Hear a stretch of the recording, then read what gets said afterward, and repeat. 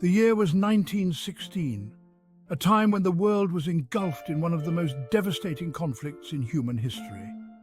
In the depths of World War I, a tempest of steel and fire raged across, leaving a trail of destruction and sorrow in its wake.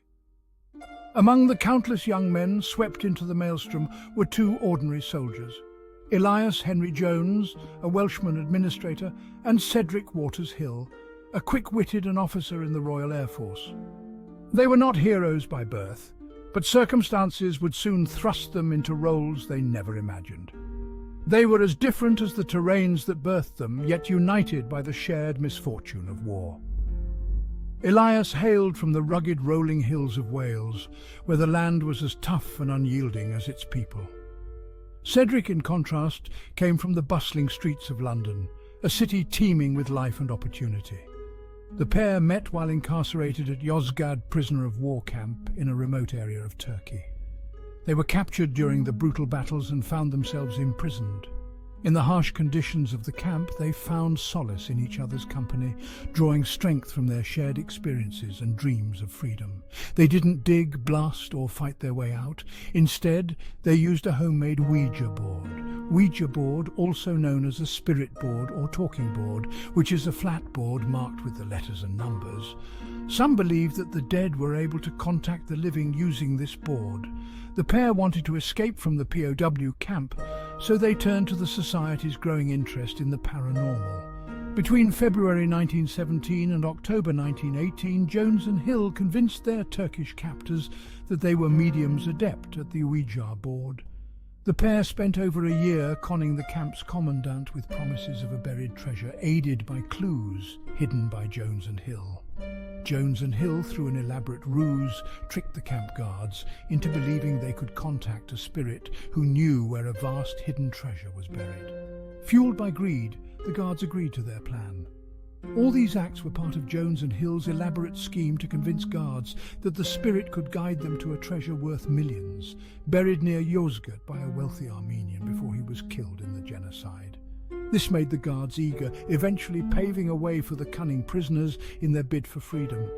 It was not a grand plan hatched from the outset. It was a series of small, calculated steps, each one bringing them closer to their goal of freedom. It was born of desperation, nurtured by whispered conversations in the dead of night, and fueled by an indomitable will to live. In the quiet moments when the camp was still, they would share their hopes and fears, plotting their escape with meticulous care. The harsh conditions and constant surveillance were challenges they met with unwavering determination. Their story is a reminder that even in the darkest of times, hope and friendship can light the way to freedom. The prisoners, drawn from various allied nations, endured a daily struggle against hunger, disease, and despair. The guards, hardened by war and fueled by a deep-seated animosity, ruled with an iron fist. Every day was a test of endurance, a slow and agonizing erosion of hope. Within this brutal ecosystem, Elias and Cedric clung to each other like drowning men to a raft. They observed their captors, noting their routines, their weaknesses, their moments of vulnerability. Each detail, no matter how insignificant, was meticulously committed to memory. They knew the odds were stacked against them, yet deep within their hearts a flicker of defiance refused to be extinguished. They would escape, they vowed, no matter the cost. It was a daring plan, fraught with danger, but their courage and camaraderie saw them through. They convinced the guards that their imaginary spirit guide, called the Spook, could locate hidden riches if they travelled to the Mediterranean coast to consult with it. This was their ruse to escape, as they planned to disappear to Cyprus from there. The plan almost worked. However, they were betrayed. Eventually, they persuaded their Turkish captors they were insane, including attempting suicide by hanging. To get themselves out of the camp, Hill and Jones' plan of pretending to be mentally ill went wrong, but they decided to keep up the act of being crazy in order to be sent home for medical reasons. The asylum was a nightmarish experience for them. Anticipating a short stint of feigning madness under watchful eyes, They braced themselves for 6 weeks at most, but a grueling 6 months stretched before them, pushing them to the brink of physical and mental collapse. While being examined by psychiatrists in hospitals and camps around the capital city, they outsmarted any attempts to reveal their act.